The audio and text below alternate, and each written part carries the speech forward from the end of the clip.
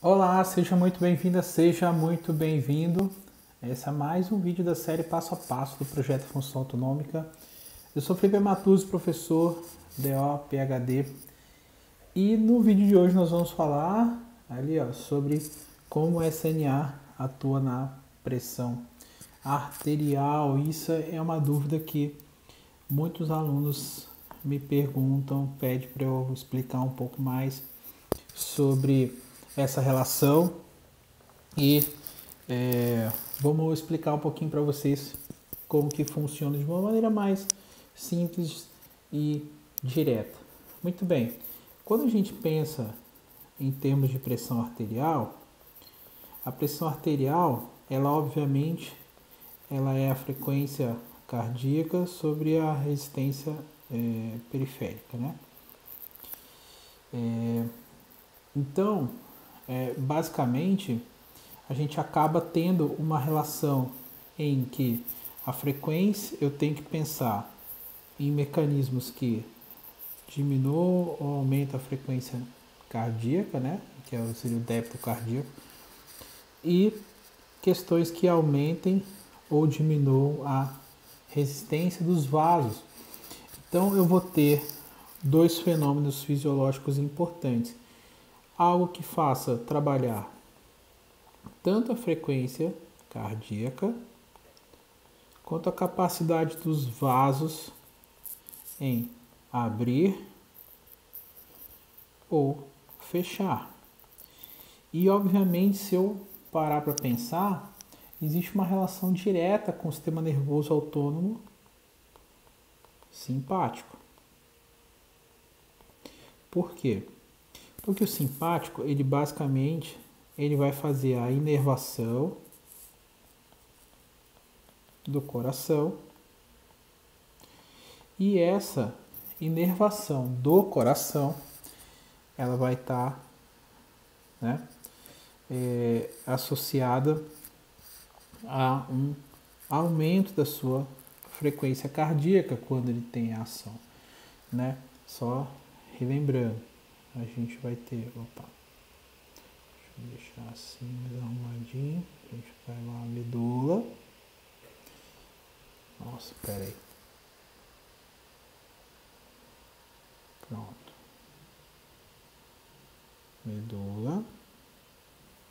E nessa medula a gente vai ter os nervos saindo dela,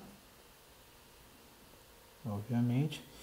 E aqui eu vou ter o famoso gânglio estrelado. Tá aí. E do gânglio estrelado, basicamente, isso vem diretamente ao coração.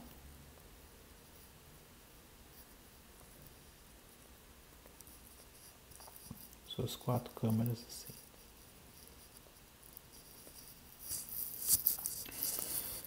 Ele vai chegar aqui e fazer de fato uma contração, um estímulo que aumente essa frequência. Não só aumentando a frequência, mas também, pessoal, aumentando a força de contratilidade. E quando eu falo aumentando a força, é a força mesmo.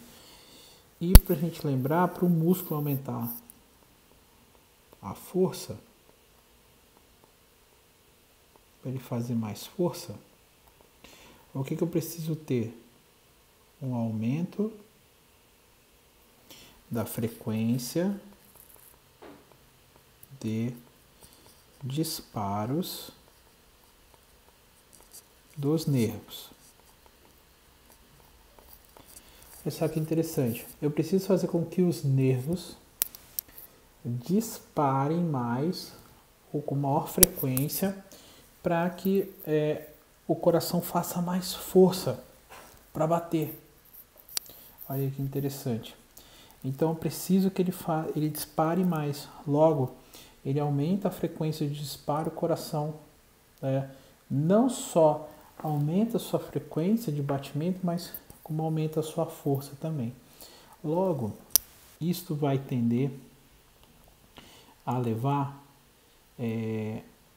esse coração ou sangue. Vamos lá, pensando em coração aqui de novo. Aqui, supondo a aorta saindo aqui. Cajado dela, né? O arco aórtico. Aqui tá atrás, ele vai descendo. E aqui, os seus famosos ramos.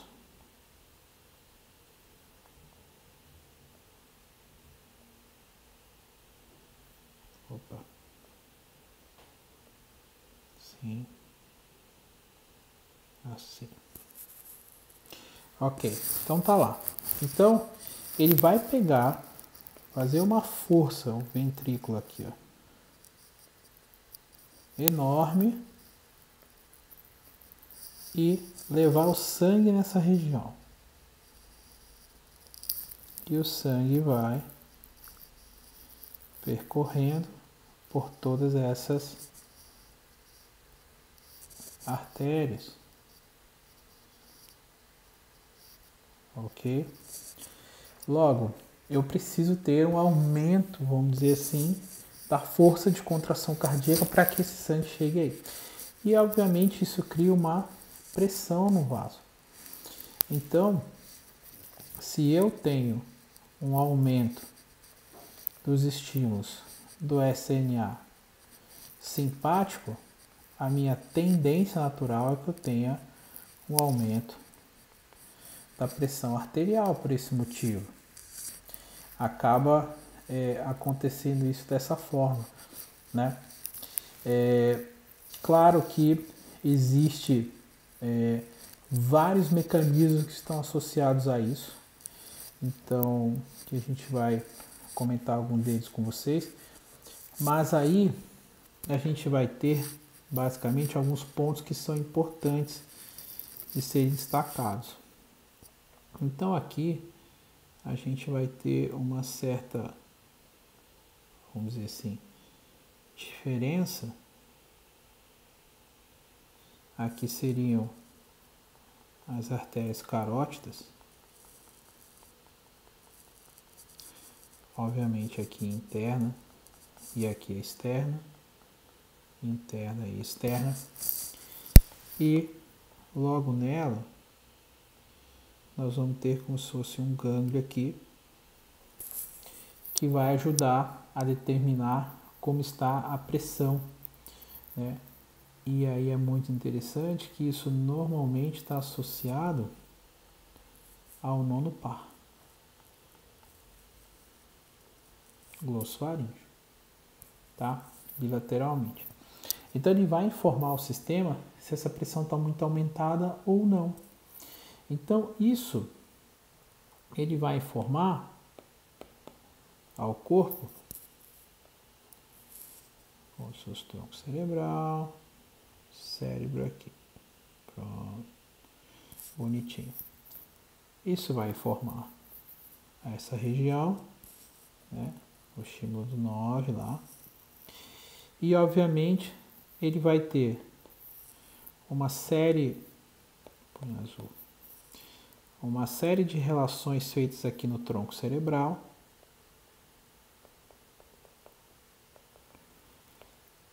E aqui a ideia é tentar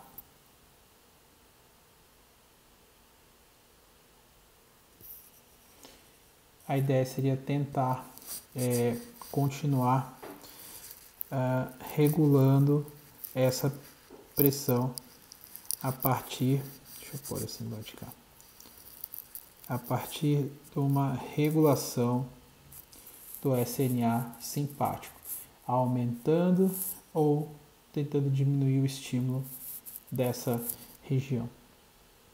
Então olha que interessante, esse estímulo ele vai ter que vir aqui no SNA simpático do coração. E onde que é esse SNA simpático do coração? A gente meio que, opa, vou aproveitar por de preto. A gente meio que já mostrou um pouco para vocês. Oh meu Deus, assim. Tá aqui a medula. A gente vai ter a famosa coluna laterovertebral da medula. E dela, aqui vai sair o estímulo para o gânglio estrelado, né? Aí esse do gânglio estrelado vai lá pro famoso coração. Tá. Então, esse acaba sendo um estímulo de feedback. Se eu tenho, por exemplo, uma falha nesse mecanismo aqui,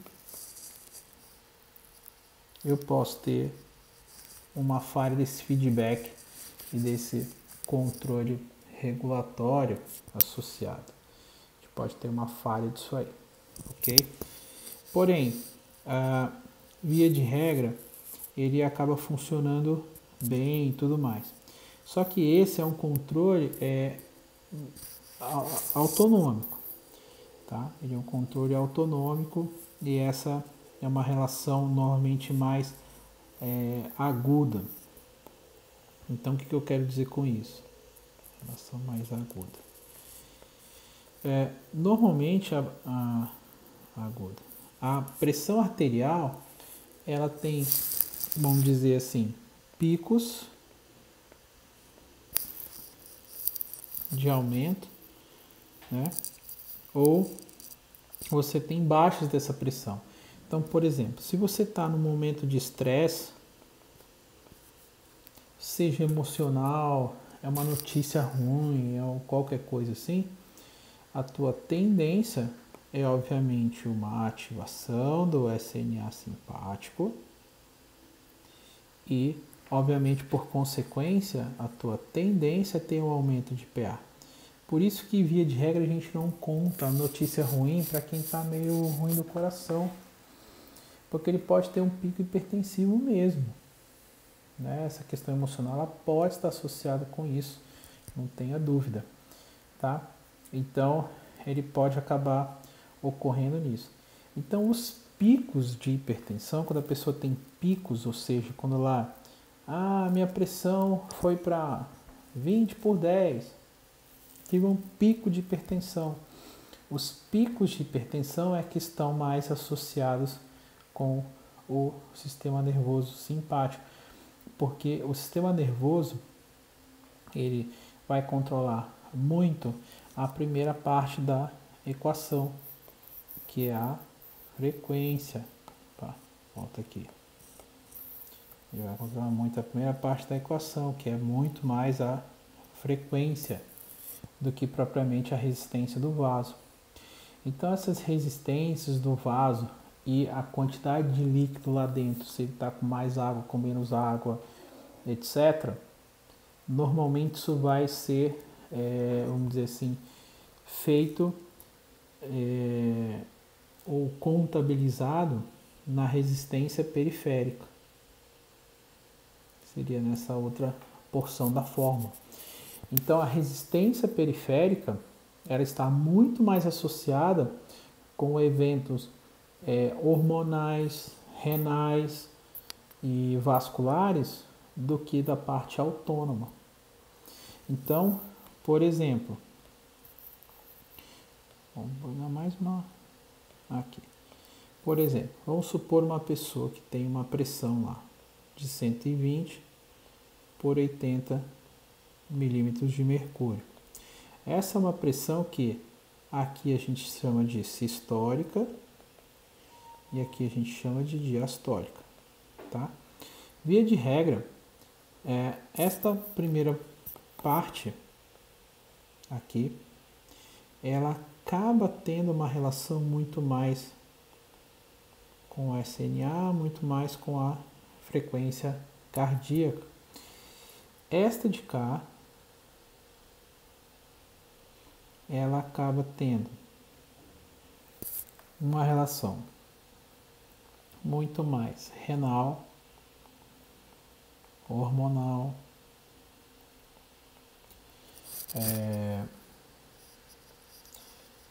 com a questão sanguínea. E ela tem muito com a resistência periférica barra os vasos. Então, você pode muitas vezes ter um pico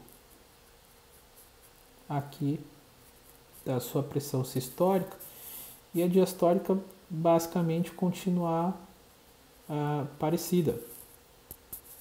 Às vezes as pessoas têm uma pressão assim, eu estou com 160 por 80 milímetros de mercúrio. O que está acontecendo em casos assim?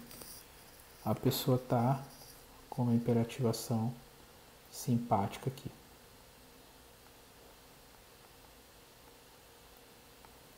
Dessa maneira. Tá? Ou o que os médicos falam que é mais perigoso, por exemplo, é você estar assim. 120, por exemplo, por 100. Aqui o que está acontecendo? A parte histórica está legal, mas a parte diastólica não. Então aqui ele vai ter mais relações com essas questões hormonais, etc. E essa é aquela hipertensão, vamos dizer assim, de longo prazo.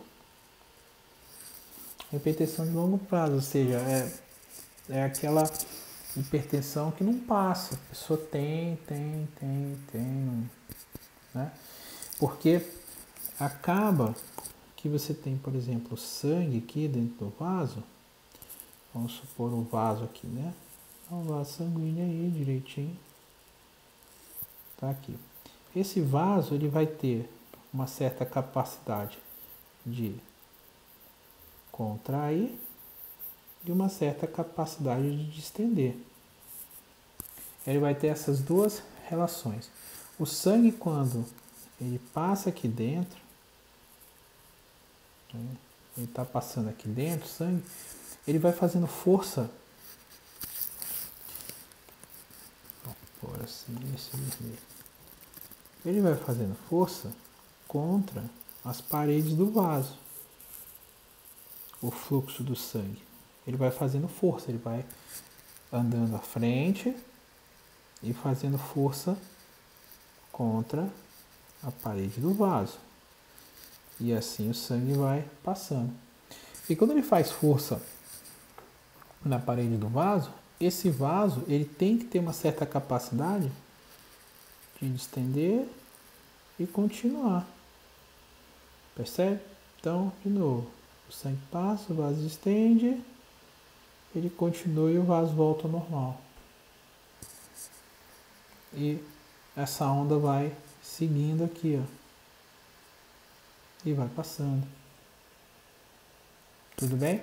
Então, isso é basicamente essa capacidade de controle. Então, eu posso ter essa medida aqui, ó,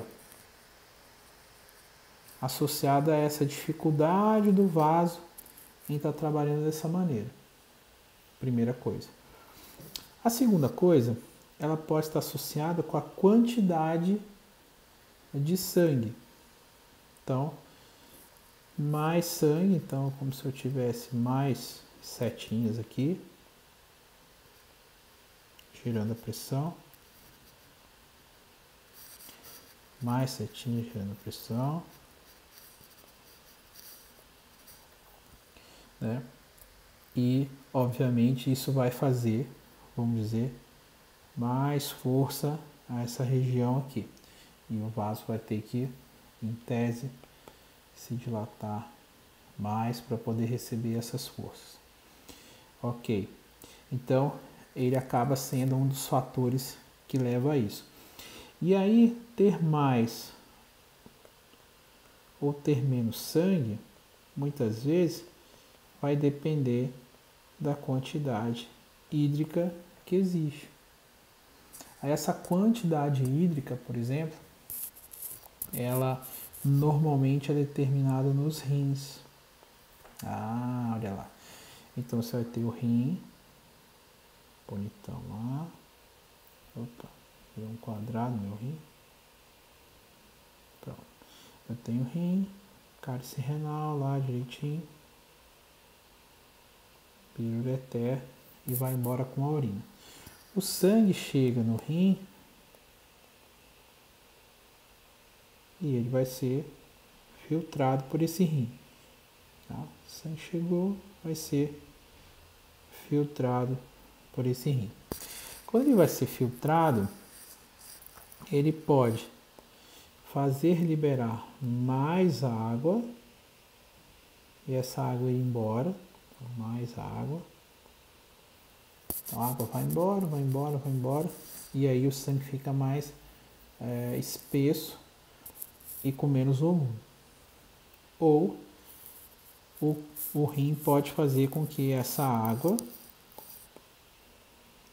se mantenha e volte para o sangue. E ela volta para o sangue por meio da veia. E aí isso mantém uma quantidade de água, aumenta a volemia do sangue. Isso ajudando a aumentar, vamos dizer, a pressão. Tá? Então, veja, se você começa a reter muito líquido, por exemplo, não consegue eliminar na urina, etc, tal, isso é um problema. Ao mesmo tempo também que há um problema quando isso fica muito baixo, se joga muita água fora. Então, a pressão ela acaba dando assim, informações preciosas de como está o funcionamento de várias partes do corpo. Então, a regulação autônoma, via de regra, ela acaba sendo, gente, uma questão muito mais aguda, uma regulagem mais rápida e que normalmente ela é transitória e passageira.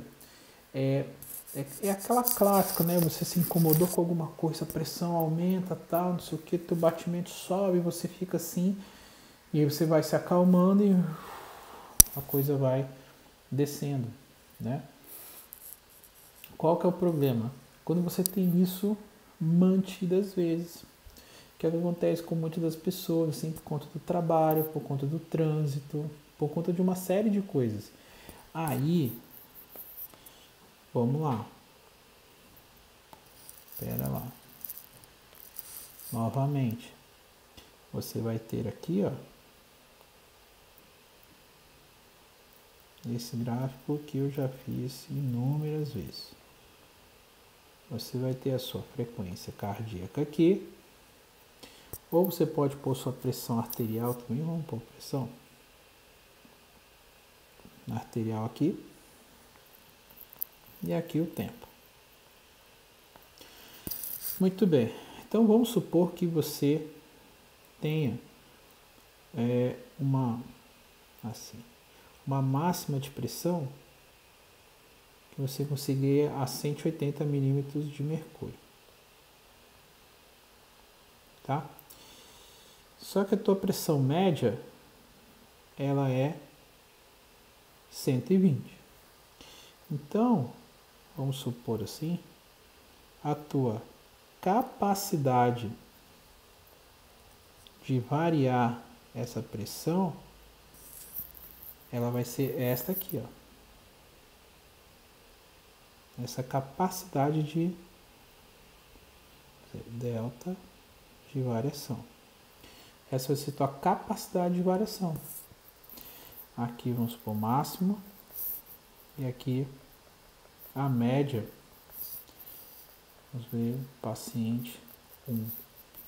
Agora, eu posso ter um camarada que tem a pressão mais alta. Ele tem normalmente aqui, ó. Vamos supor a pressão média dele aqui. Paciente 2 é 140. Deixa aqui de verde.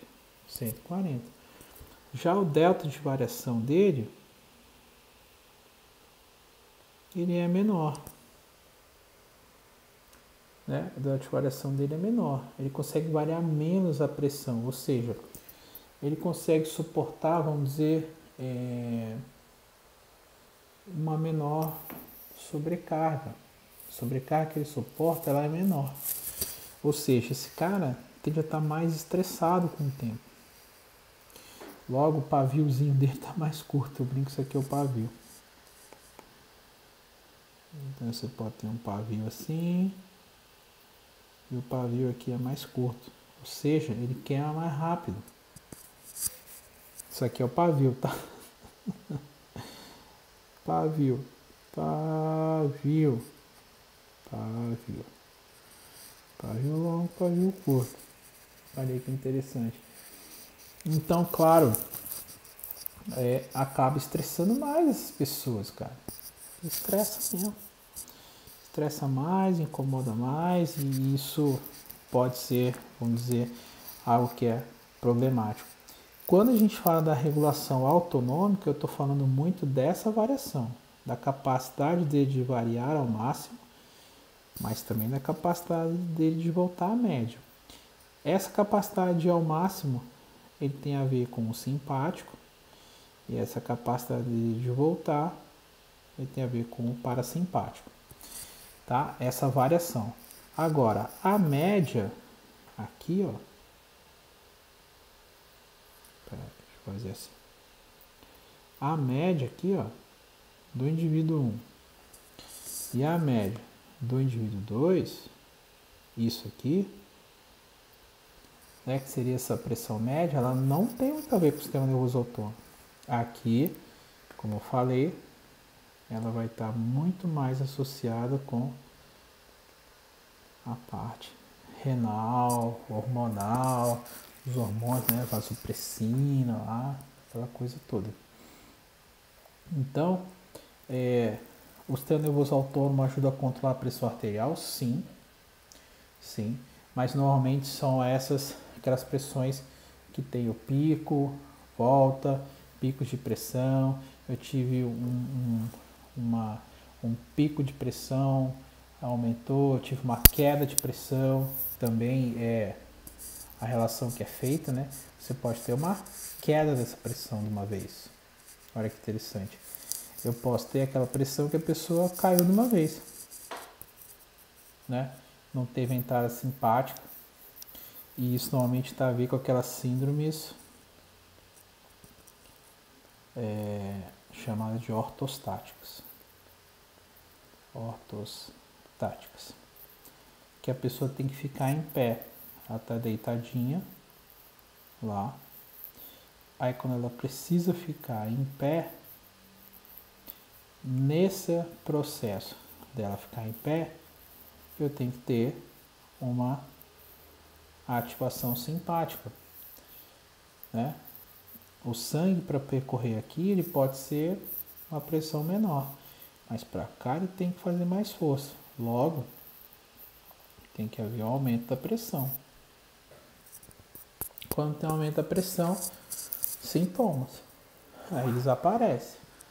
E normalmente está associado a essas síndromes ortostáticas. Pode ser desde tontura.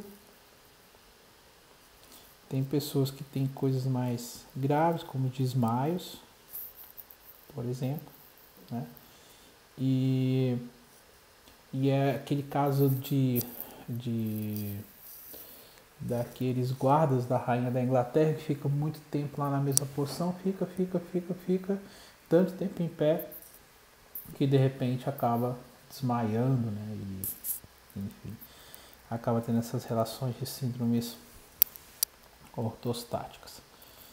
Muito bem, é o tanto de informação se eu juntasse tudo na mesma tela, tá? Então tá aí para vocês. A ideia desse passo a passo de hoje era mostrar um pouco de como a CNA atua na pressão arterial, principalmente voltar dessa relação um pouco mais clínica, né? E a ideia é trazer sempre relações onde você possa trabalhar muito mais o seu paciente, porque a ideia é ensinar você, pouco a pouco, a dominar a sua consulta utilizando o SNA como ferramenta diagnóstica, né? Tá bom? E a gente vai ficando por aqui nessa série passo a passo de hoje. E eu sou o professor Flávio Matuzzi, fisioterapeuta, DO, PhD. Se você gostou do vídeo aí, dá um like, se inscreve no nosso canal, clica no sininho, aquelas coisas todas que falo aí, tá?